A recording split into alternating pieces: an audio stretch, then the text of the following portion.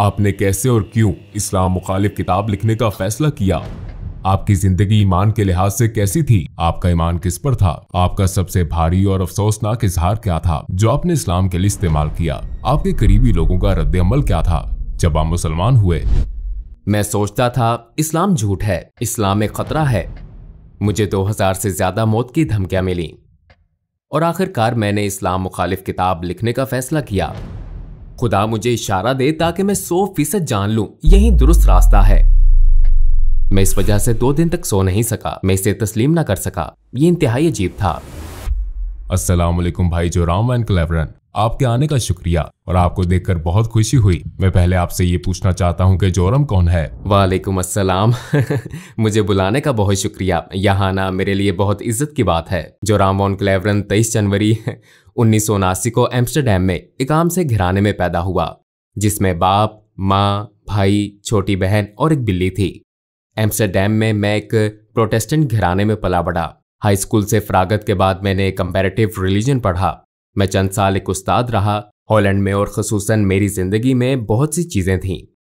जब मैं एक अमूमी नज़र डालता हूँ और जब इस्लाम की बात आई तो मैं सियासी तौर पर फ्रीडम पार्टी की तरफ से सरगर्म हो गया।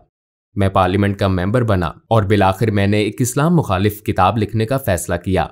इसका आगाज़ एक इस्लाम मुखालिफ किताब से हुआ, फिर ये खुदा की तलाश में बदली और एहतताम मेरे मुसलमान होने पर हुआ।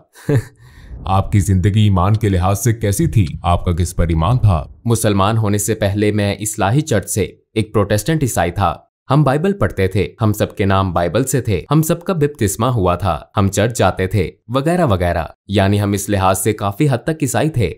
जाहिर है कि मेरा खालिक कायनात पर ईमान था, मेरा जन्नत दोज़ख पर ईमान था, मेरा फरिश्तों की वही पर ईमान था और जाहिर है उस चीज पर भी जो ईसाइयों को मुसलमानों से अलग करती है। यानी मेरा ये ईमान था कि यीशु मसीह खुदा के बेटे हैं और ज्यादा फलसफियाना लिहाज से मेरा ईमान था कि वो खुद खुदा हैं। मेरा दोबारा जिंदा किए जाने पर ईमान था और जाहिर है कि मसीह अलैहिस्सलाम की मसलूबियत पर भी, और मेरा कफारे पर ईमान था।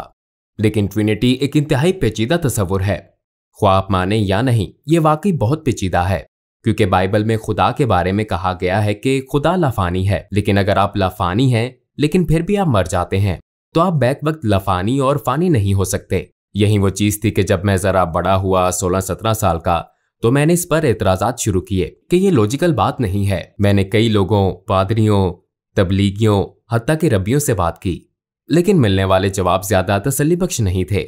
उसने इसे मेरे लिए पेचीदा बना दिया और मेरे जहन में इस किस्म के कुछ शकूक रह गए थे। लेकिन मैंने कहा ठीक है, इसको छोड़ो। और मैंने एक जज की तरह सोचा, बस यकीन कर लिया। और शायद मैं इतना ज़हीन नहीं कि सारी बात समझ सकूं। इसके बावजूद मैं खुदा पर ईमान रखता था। मेरा फिर भी ईमान था कि मसीह अलैहिस्सलाम एक बहुत अहम शख्स हैं। मेरा ईमान था कि वो खुदा के बेटे हैं, लेकिन इसकी हकीकत को मैंने इसी पर छोड़ दिया।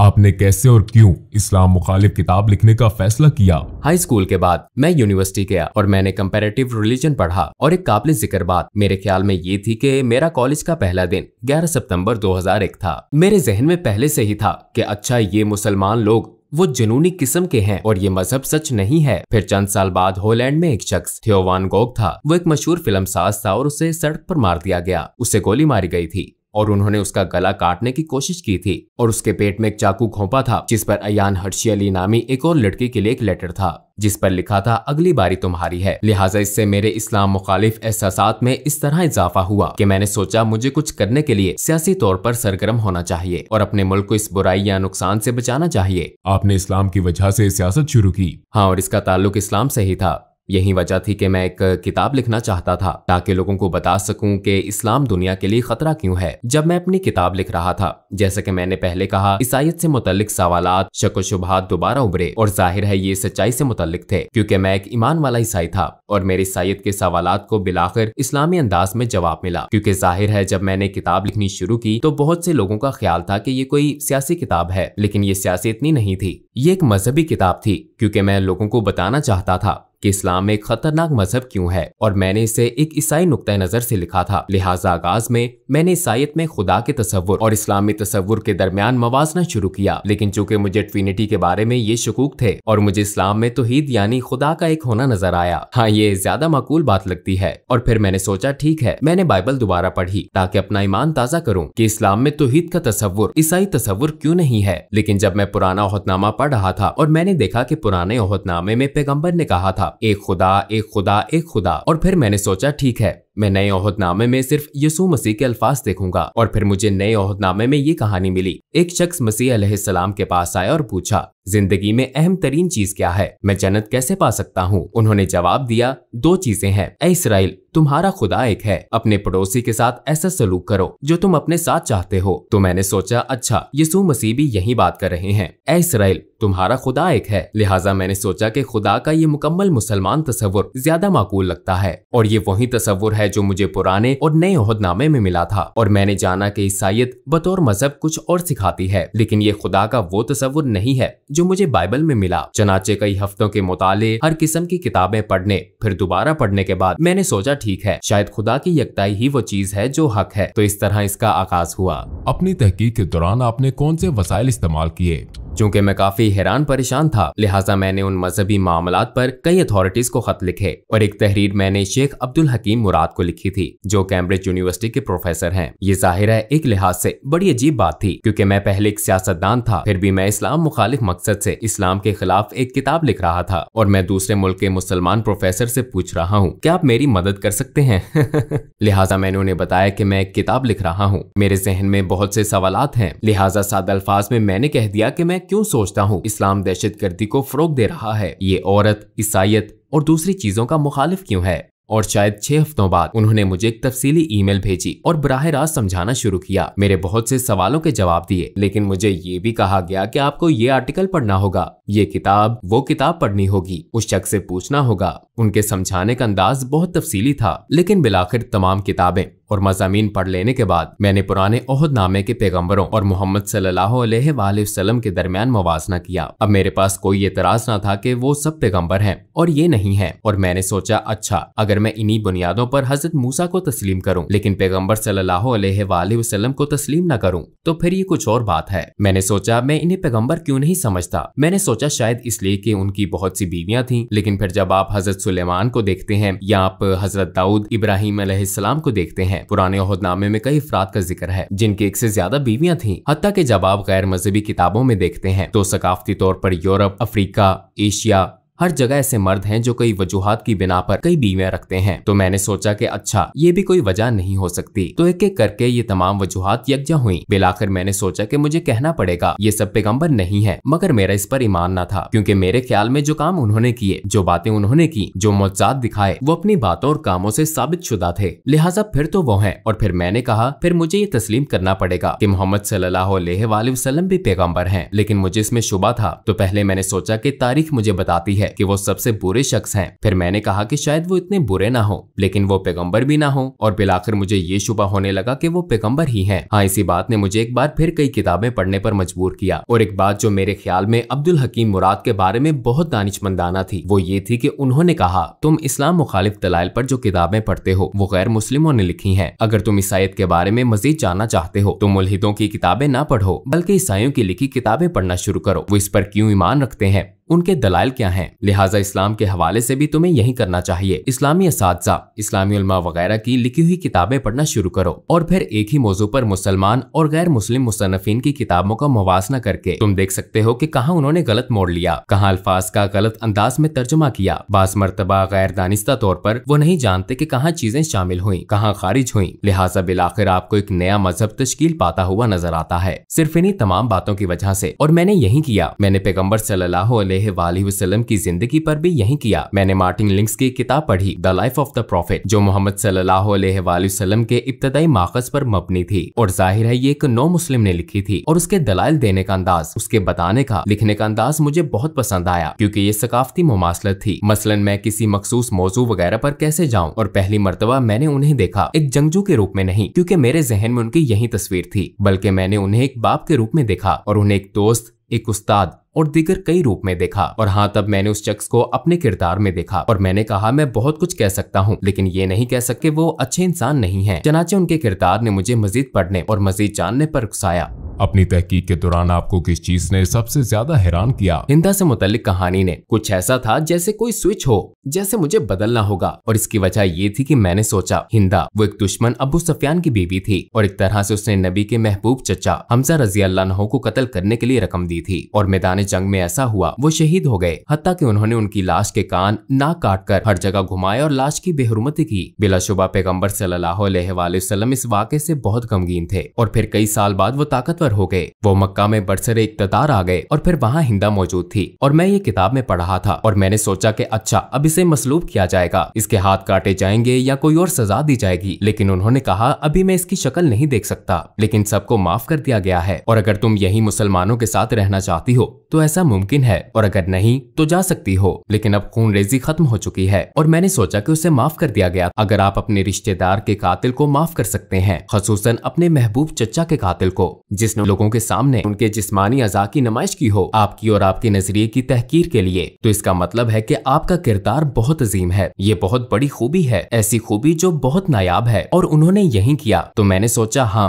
वाकई वो बहुत खास इंसान थे। और ये जानने के बाद मैंने सोचा मेरे पास उनके पैगंबर होने के दलाइल हैं। उनका किरदार और दीगर लोगों के साथ उनका सलूक मेरे सामने है। मैंने देखा कि उन्होंने अपने दुश्मनों के साथ कैसा सलूक किया। मेरे ख्याल में वो पैगंबर हैं। लेकिन फिर मैंने सोचा ओ ये तो बहुत खौफनाक बात है, क्योंकि मैं पहले से ही खुदा की वहदानियत को मानता हूँ और अब मैं मान रहा हूँ कि वो नबी हैं। अगर मैं आपको कहूँ कि खुदा एक ही है और मोहम्मद सल्लल्लाहु अलैहि वसल्लम उसके नबी हैं, ये तो तकरीबन शहादत हो गई। फिर मैंने सोचा चलो किताबें बंद करता हूँ, इसे रोकता हूँ, ये सब गलत सिमत में जा रहा है। और यकीनन मैंने जो पढ़ा या देखा और जो कुछ तजर्बा किया उसके बायस मैं अब पहले जैसा इस्लाम मुखालिफ नहीं रहा था। मैं आपको बताऊं कि ये सब एक तसव्वुराती कहानी की तरह लगता है, लेकिन आखिर में वाकई ऐसा हुआ। मेज पर ये सारी किताबें पढ़ी थी और जब मुझे एहसास हुआ कि हाँ ये एक तरह से शहादत है, तो मैंने कहा अच्छा मैं सारी किताबें रख देता हूँ। और मैंने किताबें ऊंची शेल्फ पर रख दी, लेकिन किताबें इतनी ज्यादा थी कि बहुत सी शेल्फ से नीचे गिर गईं और शेल्फ से गिरने वाली किताबों में कुरान भी था। और जब मैंने इसे उठाया तो मेरा हाथ सूरा 22 आयत 46 पर था, जहाँ लिखा था आंखें अंधी नहीं होती बल्कि दिल अंधे हो जाते हैं। और मैंने सोचा मेरा वाकई यही मसला है, क्योंकि आंखें अंधी नहीं थी। मैं अपने हाथ से लिखा वाकई देख सकता था। किसी ने मुझे ये किताब लिखने पर मजबूर नहीं किया था। किसी ने नहीं कहा था कि तुम्हें ये लिखना है या वो लिखना है। मैंने खुद ही लिखना शुरू किया था और मैं इसे अपनी आंखों से देख सकता था। लेकिन मैं अब भी ये हकीकत तस्लीम ना कर सका जो मैंने कहा था कि वो पैगंबर हैं, खुदा एक है। मैं तस्लीम नहीं कर सका। तो मेरी आंखें नहीं बल्कि मेरा दिल अंधा था। मैं ये हकीकत तस्लीम ना कर सका, शायद अपने नफ्स या अना की वजह से इसे कबूल ना कर सका। और मैंने कहा ऐ खुदा, मुझे परवाह नहीं कि ये बाइबल का खुदा है या कुरान का, मुझे इशारा दे ताकि 100% दुरुस्त रास्ता जान लूं। फिर मैं सोने चला गया, लेकिन जब जागा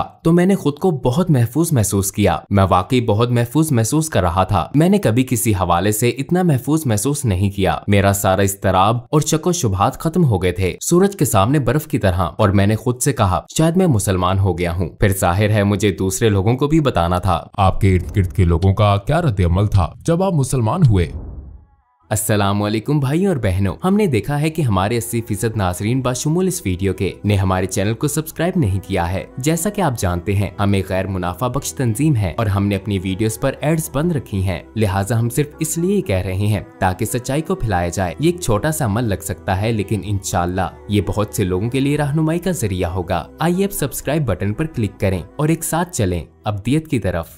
आपके इर्द गिर्द के लोगों का क्या रद्द-ए-अमल था जब आप मुसलमान हुए? अक्सर का रद्द-ए-अमल मनफी था। यकीनन बहुत से लोगों के लिए, खसूसन कुछ अंकल और आंटियों के लिए एक सदमा था। उन्हें खबरों से इसका पता चला और जब अपनी माँ को बताया तो वो रोने लगी। और मेरी बीवी काफी खुले जहन की थी। हाँ, वो इस बारे में बहुत मुस्बत थी। उसने कहा अच्छा अगर इस्लाम ही आपका हकीकी ईमान है और ये आपके दिल में है, मैं कौन हूँ? और मेरी पिछली मुलाजमत के कुछ साथी काफी जारहाना थे। मुझे 2000 से ज्यादा मौत की धमकियां मिली मुझे सपोर्ट करने वालों की तरफ से जिन्होंने मुझे वोट दिया था। लोगों ने इंतहाई नफरत अंगेज बातें की। हम तुम्हारी बीवी का रेप कर देंगे, तुम्हें गोलियां मार देंगे, हमें तुम्हारे बच्चों का स्कूल मालूम है, वगैरह वगैरह। इनमें से ज्यादातर यकीनन अहमक हैं, क्योंकि वो कंप्यूटर पर फजूल लिखने वाले पागल लोग हैं। तो वो काफी मुश्किल वक्त था और मुझे अपने काम पर भी जाना था। और ये एक ईसाई तंजीम थी। उसके लीडर ने कहा ये नाकाबिले यकीन है और उसने कहा हाँ मैंने तब्दीली तब्दीली महसूस की थी जब तुम रेडियो पर मखसूस मौजुआत पर बोलते थे तो कुछ ज्यादा ही नरम मिजाज होते थे, पहले की तरह सख्त नहीं। तुम मुसलमान हो रहे थे और जब मैंने कहा हाँ मैं मुसलमान हो गया था तो उसने कहा कि मैं इस वजह से 2 दिन तक सो नहीं सका, मैं इसे तस्लीम न कर सका। ये इंतहाई अजीब था, लेकिन मेरे लिए सबसे मुश्किल काम अपने दादा को बताना था क्योंकि मेरे दादा मरने वाले थे। उनकी उम्र तकरीबन 93-94 साल थी और वो घर में बिस्तरे मर्ग पर थे। मुझे उन्हें बताना था और मेरी माँ ने मुझे कहा था तुम्हें बताना होगा कि तुम्हारे दादा उनके वालिद थे। तो मैंने कहा अच्छा तो फिर आपको मेरे साथ आना पड़ेगा। वो एक ढाल की तरह थे और मैंने सिर्फ इतना कहा कि दादा मैं मुसलमान हो गया हूँ और फिर उन्होंने अपनी आंखें बंद कर ली और मैंने सोचा कि उनकी सांसें बंद हो गई हैं क्योंकि वो बहुत बूढ़े थे और कुछ देर के लिए वाकई उनकी सांसें रुक गईं और फिर वो दोबारा सांस लेने लगे और उन्होंने मेरी तरफ देखा और कहा चलो कम से कम तुम कैथोलिक तो नहीं बने।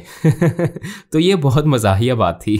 और आखिरी बात रेडियो में मेरे पुराने बॉस ने कहा अच्छा हमें क्या मालूम कि कल को तुम हिंदू या कुछ और बन जाओ। तो मैंने उससे कहा कि मैंने कभी मजहब मुंतखब नहीं किया, ऐसा एक ही बार हुआ जब मैं मुसलमान हुआ था। इससे पहले मैंने अपना मजहब मुंतखब नहीं किया था। मैं एक ईसाई घराने में पैदा हुआ, मेरी परवरिश एक ईसाई तरीके से हुई और मैं बहुत मशकूर हूँ उन तमाम अच्छी चीजों के लिए जो इससे मुझे मिली। लेकिन ये मेरा फैसला नहीं था और सिर्फ एक बार जब मैंने फैसला किया तो वो मेरा मुसलमान होने का फैसला था। और ये सबसे ज्यादा, जैसा मैंने कहा, मुझे लगता है ये मेरा सबसे अहम फैसला था और मेरा सबसे अक्लमंदाना फैसला था। मैंने कभी एक फैसला करने में साल नहीं लगाए सिवाय मुसलमान होने के। जब आपने अपनी पहली नमाज पढ़ी तो कैसा लगा? यकीनन ये एक खूबसूरत लम्हा था लेकिन बहुत अजीब भी था क्योंकि ईसाईयत में आपको इस तरह इबादत करने की आदत नहीं होती। आप हाथ जोड़कर इबादत करते हैं और शायद घुटनों के बल अपने हाथ वगैरह के सामने बैठकर। लेकिन मुझे ये बहुत खूबसूरत लगता है कि आप वाकई सजदा करते हैं, आप वाकई अपने रब के आगे निहायत आजिजी से झुकते हैं। तो मेरे ख्याल में ये बहुत आजिजाना और खूबसूरत अदा है और हाँ इससे मुझे बहुत खुशी महसूस हुई। आपको 3 सबसे बड़े किन चैलेंजेस का सामना हुआ जब आपने इस्लाम कबूल किया? यकीनन मुसलमान बनना एक बहुत बड़ा चैलेंज था क्योंकि मुझे अपने पूरे खानदान को भी बताना था और ये एक बहुत बड़ा चैलेंज था ये सोचना कि मुसलमान बनना बहुत मुश्किल होगा क्योंकि खुसूसन एक प्रोटेस्टेंट ईसाई के तौर पर मजहबी लिहाज से आपको बहुत ज्यादा चीजें नहीं करनी पड़ती, लेकिन बतौर मुसलमान अमली तौर पर दिन में 5 वक्त की नमाज जरूरी है, खाना एक खास तरीके से खाना जरूरी है, एक खास अंदाज से सोचना जरूरी है, आपके लिए हर लम्हा बेहतरीन रहना जरूरी है अपने खालिक से ताल्लुक के बायस और इस हकीकत की वजह से कि आपको दिन में 5 वक्त नमाज अदा करनी है। ये एक तरह से खालिक की मुस्तकिल याद दहानी है। तो ये आपको एक ईसाई के मुकाबले में इस हकीकत से कहीं ज्यादा आगाह रखता है कि आपका एक रब है। ये मेरा तजर्बा है और मैं सोचता ओ आज 5 वक्त की नमाज पढ़ना मैं नहीं कर सकता, मुझे करना है। तो इस चीज ने सोच मुश्किल बना दी, लेकिन मेरे मुसलमान होने के बाद ये बिल्कुल मुश्किल नहीं था। क्या आप अपने बच्चों की परवरिश भी बतौर मुसलमान कर रहे हैं? आप यकीनन कोशिश करते हैं। मुझे पता नहीं कि आप एक मुसलमान की परवरिश कैसे करते हैं। मेरे ख्याल में ये बहुत मुश्किल काम है, खास तौर पर इस दौर में। जाहिर है जब मैंने शादी की तो मैं मुसलमान नहीं था। आपने एक तरह से अहद किया कि आप अपने बच्चों की परवरिश बतौर ईसाई करेंगे, तो मुसलमान होने के बाद जाहिर है मैं अपने बच्चों की परवरिश बतौर ईसाई नहीं कर रहा। अगर ईसाईयत से मुतल्लिक बच्चों का कोई सवाल होता है तो वो मेरी बीवी से पूछते हैं और उन्हें ईसाई जवाब मिलता है, और अगर वो मेरे पास आते हैं तो उन्हें इस्लामी जवाबात मिलते हैं। लेकिन अक्सर वो कहती है कि अपने बाप से पूछो। मेरी बीवी सबके लिए हलाल खाना पकाती है, तो ये बहुत खूबसूरत बात है। वो कहती है मैं 5 खाने नहीं बनाऊंगी तो सब एक जैसा खाना खाते हैं। आप हलाल खाना चाहते हैं तो सब हलाल खाते हैं। तो एक तरह से ये कुदरती अमल की तरह है। इस्लाम के खिलाफ आपका शदीद तरीन और अफसोसनाक इजहार ख्याल क्या था? मेरे ख्याल में इस्लाम एक झूठ है, क्योंकि ये बात मैं अक्सर कहता था इस्लाम झूठ है और कुरान जहर है। लेकिन जब मैं कहता था कि इस्लाम एक झूठ है तो इससे मेरी मुराद थी कि सारा मजहब और उससे मुंसलिक हर चीज। तो ये एक तरह से जहालत का आला तरीन दर्जा था। हाँ मुझे इस चीज का अफसोस है क्योंकि ये एक छतरी की तरह था और बाकी सब कुछ इस्लाम एक झूठ है कि तसव्वुर के तहत आता था, क्योंकि यही बुनियादी सोच थी। और यकीनन मैं खुद को इल्जाम देता हूँ और जानता हूँ कि ऐसा करने वाले बहुत से लोग अमली मुसलमान नहीं है। और एक तरह से मैं इस चीज को समझता हूँ क्योंकि हर चीज जो सियासी, समाजी और सकाफती लिहाज से कही और की जाती है उसे भी शुमार किया जाता है। मैं कभी कभी अपनी पुरानी पार्टी के लोगों के दलाइल भी सुनता हूँ जिन्हें मैंने नाराज किया। हाँ ये चीज मुझे परेशान करती है और यही वजह है कि हमने IXC इस्लामिक एक्सपीरियंस सेंटर नामे एक तंजीम कायम की और हम स्कूलों, प्राइमरी और हाई स्कूलों, कॉलेजों, यूनिवर्सिटियों, यहाँ तक कि हुकूमत के 2 महकमों, दीगर समाजी तंजीमों और गिरजा घरों में जाते हैं इस्लाम के बारे में गलत फहमियां दूर करने, पैगाम फैलाने और इस्लाम को उसके हकीकी रंग में दिखाने के लिए। और हम ये ऐनक के साथ वर्चुअल रियलिटी के जरिए करते हैं। तो ये एक बहुत पुरलुत्फ तजर्बा भी होता है और इस तरह हम इन चीजों को मिटाने की कोशिश करते हैं जो मैंने माजी में कही और की हैं। लोगों को इस्लाम के बारे में कैसे तहकीक करनी चाहिए? क्या आप सिर्फ गूगल सर्च का मशवरा देते हैं? नहीं, मैं यकीनन गूगल का मशवरा नहीं दूंगा। मैं कभी इसका मशवरा नहीं दूंगा। मैं कहूंगा कि कंप्यूटर बंद कर दो। नहीं, मेरे ख्याल में ये बहुत जरूरी है कि लोग किताबें पढ़ें, असली सफात वाली किताबें। मैं मशवरा दूंगा मार्टिन लिंक्स की किताब Muhammad his life based on the earliest sources पढ़ें। जिस किताब की मैंने पहले बात की थी, ये एक सब्ज किताब है और मैं समझता हूँ कि लोगों के लिए ये बहुत जरूरी है कि कुरान का खुद से गहरा मुतालिया ना करें, क्योंकि ये एक बहुत ही पेचीदा किताब है। और अगर आपके पास ऐसा कोई नहीं जो आपको सिखा सके, खास तौर पर ज्यादातर लोग जो इस्लाम के बारे में कुछ नहीं जानते, रवानी से अरबी या क्लासिकी अरबी बोलने वाले नहीं होते, तो आप कुरान की तफसीर या तर्जुमा पढ़ते हैं और जाहिर है ज्यादातर ये मुसद्दिका नहीं होता। इसलिए मैं लोगों को सिर्फ सीरत का मुतालिया करने का मशवरा दूंगा। नबी के किरदार और जिंदगी का मुतालिया करें, क्योंकि रवायत भी हमें यही सिखाती है। उनकी जिंदगी कुरान थी, वो एक तरह से जिंदा कुरान थे। उनकी सुन्नत का मुतालिया करें और मेरे ख्याल में ये इस्लाम को दरियाफ्त करने का बेहतरीन तरीका है। और आखिर में आप क्या कहना चाहेंगे? मैं मुसलमान होने के बाद पहले से ज्यादा खुशो-खुर्म हो गया हूँ, इसलिए मैं सबको मुसलमान होने की दावत देना चाहता हूँ, क्योंकि ये आपकी रूह और आपके दिल को खुशी और सुकून देता है। ये सच है, यह आपके दिलो जान से हम आहंग है। कम अज कम इसे इस्लामी नुक्ता नजर से देखें, सीरत नबी को पढ़ने की कोशिश करें, समझने की कोशिश करें कि मुसलमान किस बात पर ईमान रखते हैं, उनके रवैयों से कताए नजर, क्योंकि मुझ समेत बहुत से मुसलमान हैं जो मुसलमानों की तरह नहीं रहते। मैं हमेशा एक मुसलमान की तरह नहीं रहता, हालांकि रहना चाहिए मुझे भी और बाकी सबको भी, लेकिन आप तमाम मिसालों से बड़ी नबी सल्लल्लाहु अलैहि वसल्लम की मिसाल को देखें और अगर आप उनकी जिंदगी का मुतालिया करें तो शायद आपको रहनुमाई मिल जाए। यह आपको सच की तरफ ले जाती है।